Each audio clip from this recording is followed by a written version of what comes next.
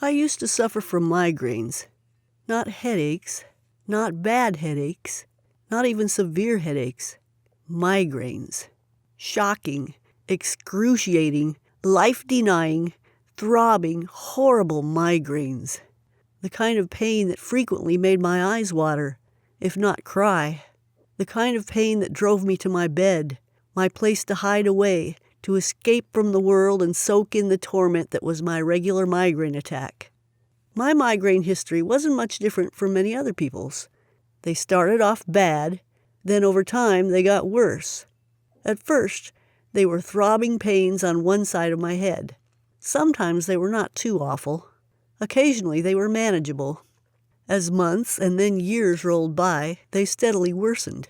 They became more frequent. They also lasted longer.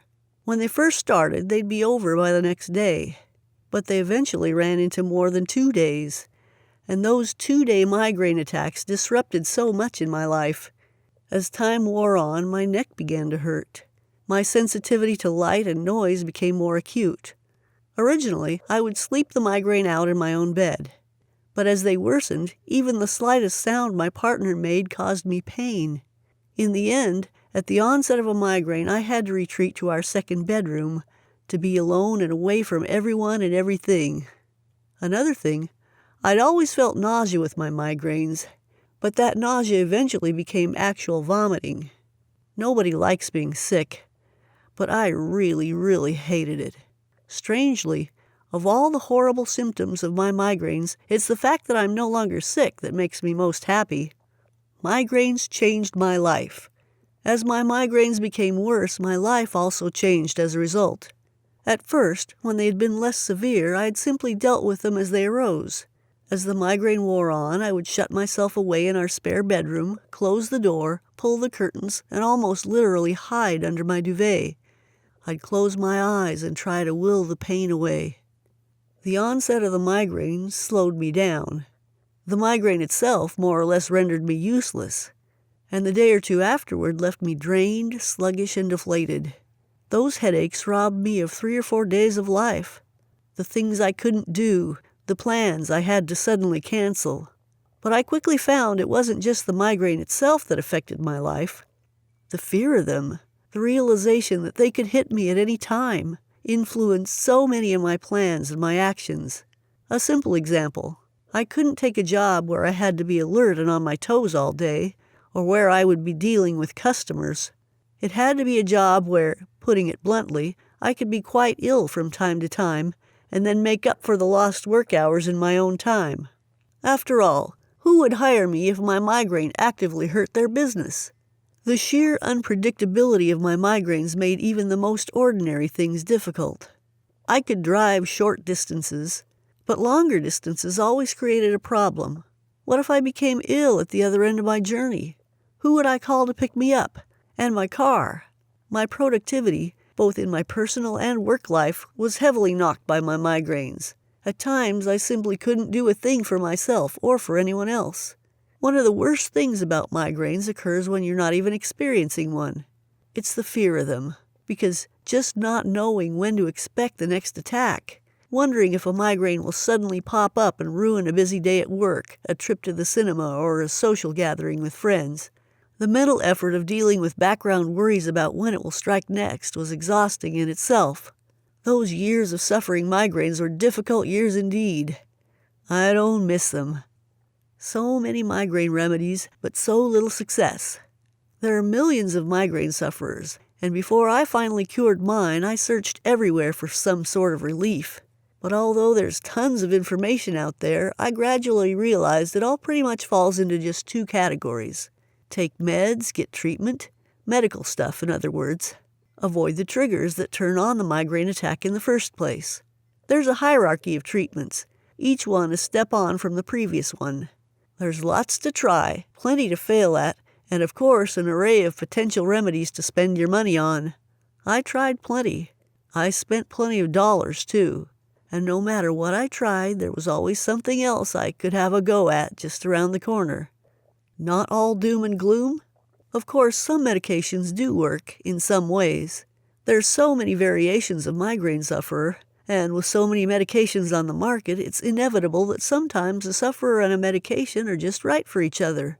A match made in heaven, you might say. The sufferer doesn't usually get rid of the migraine. They still attack when they least expect it, but the meds make it more manageable. For the rest of us, though, it can be a case of either soldiering on through the pain and nausea, or just sitting it out in darkness and silence until it goes. And as I found, the meds rarely work in the way we'd like them to, as in getting rid of the migraines once and for all. Sure, plenty of individuals get some relief from their symptoms from time to time. I knew people whose drugs, if taken at the earliest stages of a migraine, would help make the migraines less severe than they would have otherwise been. The results, though, are unreliable. Sometimes those same people will take their meds early and the migraine rushes in anyway, as if they'd never taken them at all. My doctor warned me about taking too many drugs for my migraines. He pointed out the irony that taking too much medication had the side effect of medication overuse headache. A headache caused by my headache medications. I did laugh when he told me that, but it's actually not that funny. Migraine remedies are hope and pray remedies. In fact, during my battle with migraines, I developed a theory that when a condition has so many medicines, and absolutely none of them work reliably for all or even most sufferers, then the condition itself is not properly understood. When I suffered migraines, I would try the various medications and treatments one at a time, and with each I would just hope hard for relief. I quickly discovered that hope is not a good strategy. I also realized that the drugs companies are actually trying things out, and at best getting temporary, short-lived successes. Their offerings were hit and miss, unreliable and uncertain. And they're tackling symptoms, not causes. If they successfully tackled causes, then migraines would end. But people like to pop pills because that's easy to do, and we're conditioned to believe there's a pill for every problem. And pharma likes to sell pills because they make a lot of money. So pills it is. For a while, I thought tackling triggers was the key. On the brighter side, I found a lot of conversation around what triggers migraines. Triggers are emotional, physical, environmental, or dietary events that set your migraine in motion. There are literally dozens of different potential triggers. Most people's migraines are affected by just a handful of them. The trick is to work out the few that affect you most and then do your best to avoid them. The avoidance of triggers was my favorite approach. It's free of cost to do because it mostly requires you to stop doing certain things. More than that, it held out the hope of a cure for my migraines. If I could just pinpoint the one or two things that caused my migraines, I could simply make sure I never did them again, and everything would be fine after that. If only. Addressing triggers does make some sense. For about half of us, there are things that we can identify as prompting the migraine to start. The thing is, how do we know what they are? Easy said, not so easy done. Identifying your personal migraine triggers can be quite difficult. For some of us, our triggers are almost impossible to spot. For sure, if you can spot one or two triggers, then it can make a world of difference. I should know. When I first started out trying to cure my migraines, I tried everything imaginable, and triggers seemed to me like a good place to start. Turned out it was.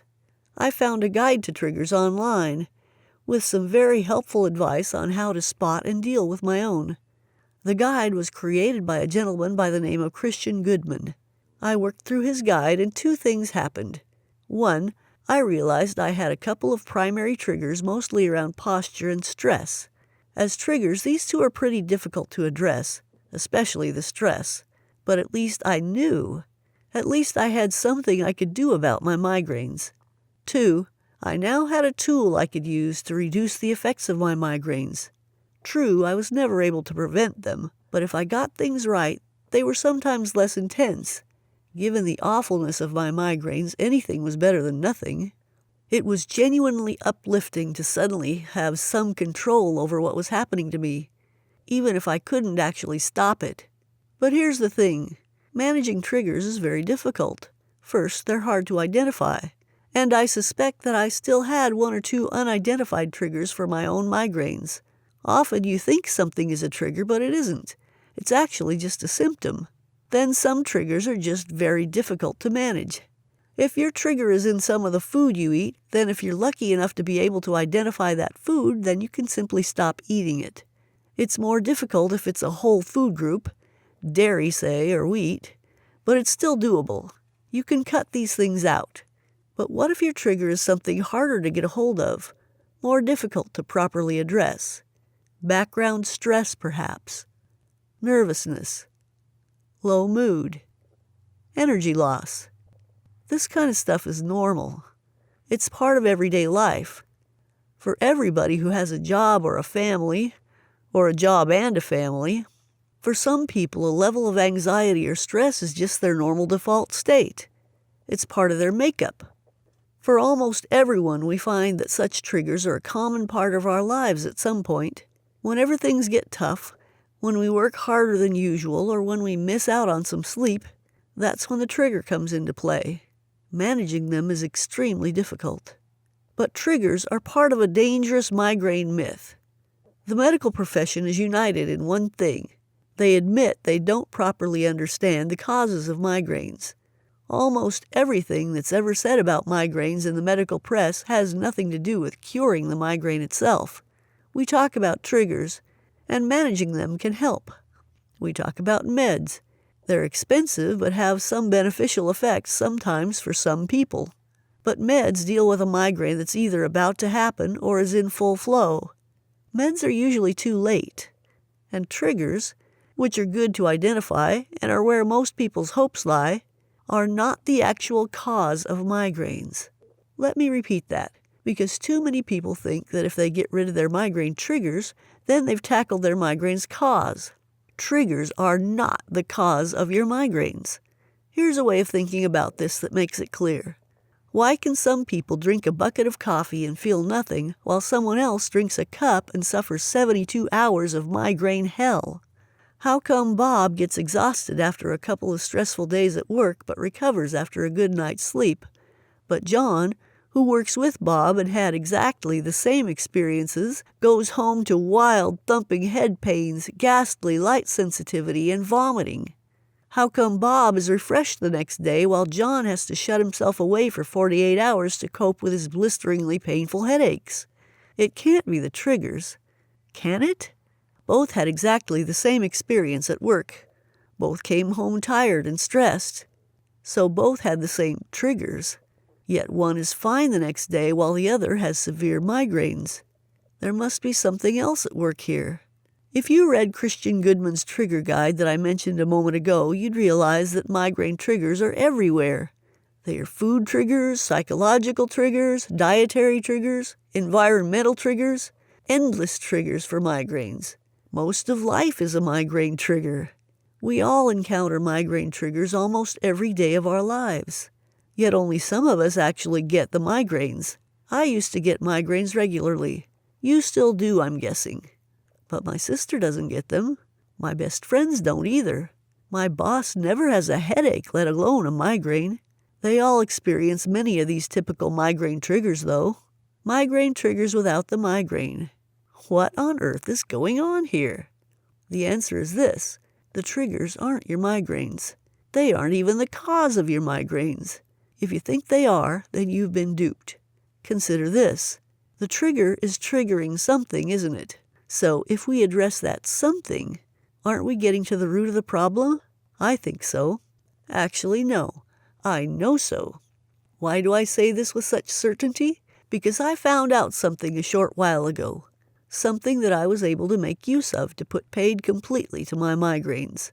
It's not exactly a secret because so many people do it now, but it's not widely publicized by the medical industry. You want to know why? Here's a clue. It doesn't require meds, potions, or surgeries. It doesn't cost a penny to do it. There's nothing for sale. Let me tell you about it. The missing link. What cured my migraine forever. Notice I say cured. Not reduced, or helped, or made it a little better. Maybe what I learned will only reduce your migraines. I'd have been happy with that, but it ended my migraines. I haven't had one for 14 months and counting. For me, this revelation has been one of the best things that ever happened to me. Here's what happened. As I mentioned earlier, I had been using a guide written by Christian Goodman to identify my migraine triggers. And it had certainly helped. I narrowed down several psychological and one possible dietary factor, some types of cheese, that seemed to set off my migraines. By addressing those factors, I managed to reduce the severity of some of my migraines. I still got them, but sometimes they were noticeably less intense than normal. I was grateful for that. Better still, my recovery was quicker. I previously had migraines up to 2 days at times. What I learned from Christian's guide made sure I never got a 2-day migraine again. That guide is no longer available, but you can still get it directly from Christian. I'll tell you how shortly. It won't cost you anything either. But then, along came something astonishing. One day, Christian contacted me and asked me if I would be part of a small trial group for some exercises he'd developed. These exercises weren't your usual keep fit kind of movements. They were designed to tackle migraines at their root cause. Christian told me that the intention wasn't to relieve migraines, but to eliminate them. To get rid of them once and for all. There were no drugs involved, nor did I need to go to a gym, a therapist, or buy special equipment. None of that. He asked me would I like to take part in the trial. Of course I would. Before he sent me my initial instructions, he told me what the thinking was behind these new exercises. I was absolutely astonished by what I heard. First, Christian explained how migraines worked, discovering the bit in the middle. The detail that matters is easy to understand, and it's this. A migraine is the end result of a very short chain of events. It's a sequence, basically. And at its simplest, here's how the sequence works. Trigger, thing that gives you the migraine, migraine. The trigger affects something in your body, and it's that something that causes migraine pain. The trigger is the agent, not the cause. It's that something that is the real culprit. It's the bit in the middle that holds the key to your migraine pain, and its cure. Because saying the trigger causes migraines is like your team winning a game and me claiming they won because the referee blew the starting whistle. Yes, the starting whistle got things going, but something else, in this case the team, won the game. The team was the cause of the win. Migraine triggers are like referees' starting whistles. They get the thing going. They trigger it, but the migraine itself is caused by the something that the trigger sets in motion. The medical profession either addresses the trigger to prevent or reduce the migraine, or the migraine itself, usually drugs to reduce its effects. They ignore the middle bit of the sequence, the something, because, well, they don't know properly what it is. But here's what Christian told me. He explained that oxygen therapy had been tried out for people suffering very severe headaches, migraines included, and that the therapy had some notable successes. The therapy hadn't cured the migraines, but given an oxygen canister and a mask, patients in the middle of a painful migraine experienced genuine improvement in their condition. The improvements were quick, although disappointingly short-lived. But what Christian spotted was that migraine might simply be caused by lack of oxygen getting to the brain. If that's so, then if you tackle that before a migraine even started, then haven't you just cured migraines? Not reduced it or improved it, but cured it. Now, doctors already had oxygen deprivation on their list of suspects for migraines. There was already a suspicion that a shortage of oxygen to the brain was a cause of migraine. The experience of people directly inhaling oxygen at the point they were suffering migraines strongly supported this theory. And migraine forums contain stories from people who say that if they go running very fast at the onset of a migraine, then they can head off its worst symptoms and perhaps not have such a painful episode. Running pumps blood hard around your body and into your brain. And with that blood comes lots of oxygen. So Christian wasn't claiming to have invented the migraine cure he now wanted me to try out, but he explained it to me this way. If oxygen was reaching my brain in sufficient quantities naturally, before there was a sign of a migraine, then doesn't the problem of oxygen deprivation disappear? If your brain was always getting its supply of oxygen naturally, then the cause of my migraine, lack of oxygen to the brain, is gone. Isn't that why some people get migraines and others don't? Because some people have healthy supplies of oxygen getting to their brains while others don't? Christian thought so. As it turned out, I believe he was right. But do we really need oxygen tanks and masks to oxygenate our brains? Do we have to run fast around the track in order to head off a migraine attack? No, thankfully we don't.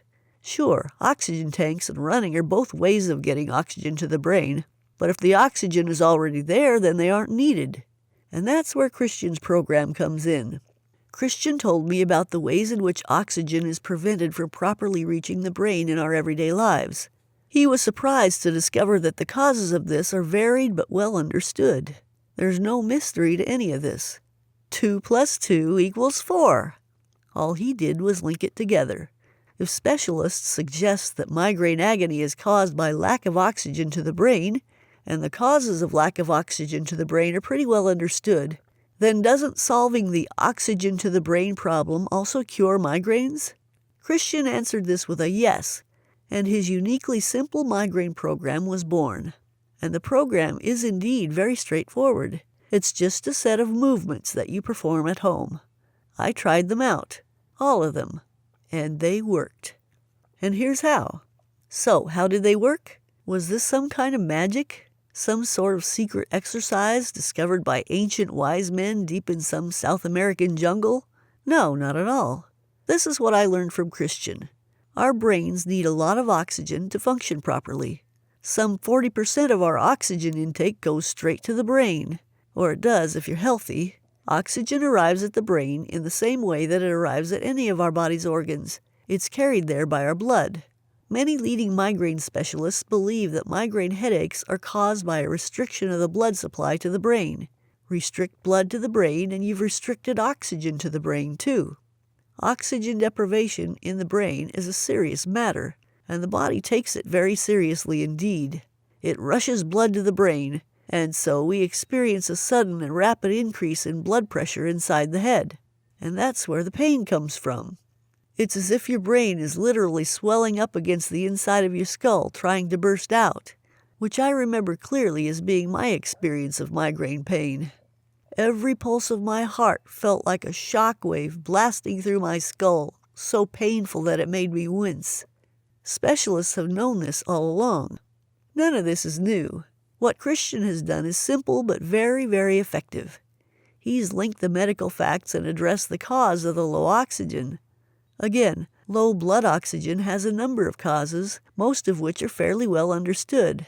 In a nutshell, we don't breathe in properly. We don't breathe out properly. And the air we do get into our lungs doesn't adequately get to our organs and brain. Again, this is all medically verified. Here's what happens. We don't breathe in properly. I must admit I initially found it difficult to believe I wasn't breathing properly. It's such a natural thing to do. How can I be doing it wrong? Turns out that millions of people simply don't breathe in deeply enough to inhale sufficient oxygen to meet their body's needs. There are 2 reasons for this. First, too many of us sit down way too much. At home, at the office, in cars. Sitting for extended periods is now widely regarded as almost deadly to our health. Amongst many other downsides, it causes our posture and breathing infrastructure to weaken and sag due to lack of proper use, which physically ruins our ability to take in large, healthy lungfuls of air. Second, modern life brings its own stresses and strains. Long hours, tight schedules, family responsibilities, job demands, not enough sleep, money concerns, all the usual stuff. And when we're worried and tense or worn out and sleepy, then we naturally breathe in less deeply. Our bodies are more tense and our breathing is medically proven to be less efficient. We mostly don't notice this happening to us, but this is exactly what is happening. So again, we're reducing the amount of oxygenated air that gets into our lungs and then into our body and our brain. We don't breathe out properly either. I found that pretty hard to believe too. What could be easier than breathing out? But I found out it's true, and it's a deadly failing. When you breathe out, you're expelling carbon dioxide, a waste gas that is the natural consequence of breathing. Carbon dioxide is a poison, but modern life, sitting watching TV, riding in the car, and so on, plus general tension in the body means we're not properly expelling carbon dioxide, which in turn means that some carbon dioxide just sits in our lungs, which is where it absolutely ought not to be. And while it's there, it's taking up space where oxygenated air should be. The oxygen we do get struggles to reach our brains. Turns out not breathing properly isn't the only problem. There are more than 70 muscles in the neck, face, and head region. Tightness in these muscles isn't uncommon. If enough of them are too tense for too often, then they actively restrict blood flow to the brain. And in our modern lives, muscle tension is widespread. Fatigue, stress, and looking down at laptops and smartphones creates huge tensions throughout our shoulders, necks, faces, and heads. We don't always notice it because we're so used to the stiffness. It's been with us for years or even decades. But those tight, constricted muscles make it very difficult to get oxygenated blood to our brains. The tightness acts as blockages, valves if you like, that have been turned to the off position. I know this was true for me. One of the very first things I noticed when I tried Christian's exercises was just how tense my neck, face, and head muscles had become. And just how lovely it felt when they became relaxed and soft for the first time in years. Nothing new here. I'll repeat this for good measure. Christian Goodman hasn't single-handedly discovered the cure for migraines. He's not claiming to have done that. What he's done is taken widely accepted medical facts and drawn them together to create what is, in many respects, an obvious remedy for migraines. His program, called the Migraine and Headache Program, makes use of these well-understood facts about how our bodies do and don't work. For me, the Migraine and Headache Program addressed each problem area. First, not breathing in and out properly, and then oxygen not being able to reach my brain properly. In a short period of time, those problems had gone away. And when the problems were resolved, so was my migraine, because they were causing my migraines. Nothing complicated here either. The exercises in the Migraine and Headache Program are gentle and mostly stationary. There's no jumping around or any kind of vigorous activity at all. Better still, as the exercises take effect and your migraines subside, you can perform fewer of them. Today I do just enough exercises to keep the problem at bay. In fact, Christian calls them exercises, but I call them movements. To my mind, exercises are things you work hard at that make you sweat, whereas these movements are not hard work and they don't make you sweat. In truth, most of these movements involve very little movement at all. It's mostly lots of easy standing or laying in one position or another. My kind of exercise, to be honest. But there's power in these movements because they're loosening muscles that have become tight and constricted, so tight that they're stopping oxygen-rich blood getting to the brain. Much of the program's effectiveness comes from the fact that it focuses on small areas of the body that you wouldn't normally give much thought about. I was a little surprised initially at the exercises. I'd done yoga for more than a year, so was used to difficult, strenuous stretches. If anything would have eased tense muscles, I would have thought yoga would have done it. Turns out that's not so. Several of Christian's exercises were mostly lying around exercises. They required almost no effort. More than once I nearly dozed off doing them. But that's pretty much all there is to it. Once muscles have been loosened and relaxed, blood flows much, much more easily. And when blood flows more easily, it is much better able to carry oxygen to your brain. And when your brain is getting all its oxygen, it doesn't create migraines. So you can trigger all you like. If the cause of your migraine is no longer there, then there's nothing there to trigger. Hope and prayers answered. I am forever grateful for the day that Christian Goodman asked me to try out his Migraine and Headache Program. I did everything he told me to, and the results came quickly.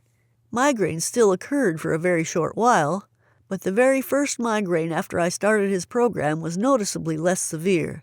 It started mid-morning, and it wasn't pleasant, to be honest, but it didn't reach the throbbing agony I'd become used to, and it was mostly over by late evening. I'd never had a migraine resolve itself so quickly. Over the next 3 weeks, I did all the exercises exactly how he told me to. My next migraine was a shadow of its former self. I actually continued with my day, stopping only for an hour or so when it peaked, but it was a far cry from what I was used to. But it was a special migraine for me. I'll always remember it, because it was the last one I ever had. 14 months later, and while the memory of migraines hasn't faded, I've long stopped fearing the next one, because there isn't going to be a next one. I had already tried everything before being offered the chance to try out Christian's program. As I mentioned earlier, handling triggers brought some relief, but his exercises were a revelation for me. And they have been for several hundred people who have followed this program since then. It's not an exaggeration to say that these simple movements transformed my life. I'm simply not the same person I was before. Then I was a migraine sufferer. Now I'm free. It's your turn now. You can have the same program that I got. It's tried, it's tested, and it's easy. I didn't need to go out and buy any equipment. I didn't need to join a gym, thank goodness. Not a cent on meds. Not a cent on treatments. No more doctor surgeries, clinic waiting rooms, or consultants' rooms. I just stayed at home and did the exercises at odd moments during the day. One exercise I'd do in the kitchen. 2 others I'd do in the bedroom after my shower. A couple I did while watching television. Life didn't stop for these exercises. I just incorporated them into my daily routine. Now I do 1 or 2 a day at most. I vary them throughout the week. By maintaining that basic flexibility and balance, I know I'm protecting myself for the rest of my life. I really couldn't be happier. Yours is waiting. Click below and get it now. There's nothing to lose. Well, there is. Migraine agony. But you might have concerns that all that pain you've experienced can't be cured by some simple exercises. I would understand that. I was quite skeptical when Christian first presented me with his program. Over time, I'd spent way more than $3,000 on a variety of medications, adjustments, and other treatments just to cope with my migraines. Yet for the price of 4 weeks of pain meds, he was suggesting he'd do what the specialists had failed to do: cure my migraines. I believed in him because his triggers guide worked so well, but even so, it was a bit of a stretch. Of course, now I know that all along he knew what he was doing, because his remedy was neither made up or invented by him. It was, in fact, a scientifically valid approach to addressing migraine pain. What Christian has done is put his remedy into a clearly explained and easy-to-follow program. Everything you need is in the guide. It'll work. If within 60 days of purchasing the program you are not rid of your migraine misery, then he'll give you your money back. No questions asked. You have absolutely nothing to lose. Something extra. I told you earlier that I first heard of Christian Goodman when I bought his Migraine Triggers Guide. Following his advice, I uncovered at least 2 major triggers for my migraines, and probably a third: cheese of all things. Managing those triggers helped me reduce my migraine attacks from 2 days or more to little more than a day, and their intensity reduced with it. You might want to address your triggers while you wait for the migraine exercises to take effect. The guide cost me $97. Today you can have a copy for free. It'll come automatically when you order your copy of the Migraine and Headache program. This is a limited offer. Best to act now so you don't miss out. So, how about you? I don't know how long you've suffered with your migraines. Maybe it's reached the point of being truly awful and life-destroying. Possibly, like I once was, you are fearful of the next attack, anxious about how it will disrupt whatever you're doing at the time, nervous about how you'll cope. But hopefully it hasn't reached that stage yet, which means you can tackle it before it does. Get your copy of Christian Goodman's Migraine and Headache program now. It costs the same as a typical month's migraine meds, but works forever. And unlike your meds, this program comes with a 100% money-back guarantee. Click the link below to get your guide and your free bonus trigger guide. Nothing will change until you get Christian's guide, but when you do, then it can all change. And it can change quickly and beyond recognition, as I found out for myself. Remember, these exercises are devised around sound medical principles. There's nothing mysterious about them, but the effects are truly out of this world. Your copy of the guide is here, and you'll get Christian's Triggers bonus too. It will be with you in minutes, so click the link below to not miss out. You've tried the standard remedies, and my guess is they're having little effect or no effect. Certainly they're not doing the job you want them to do. You wouldn't be here searching for migraine remedies if you were truly satisfied. And that's the experience that too many of us have. That's how it was for me once upon a time. But I had a stroke of luck and found my lifelong cure. Let's see if it's your lifelong cure too. Get the program now. Get the bonus now. And get your money back if they don't work. You deserve this. You need it. Putting it off won't solve a thing. Be good to yourself. Click below and start your recovery from migraines.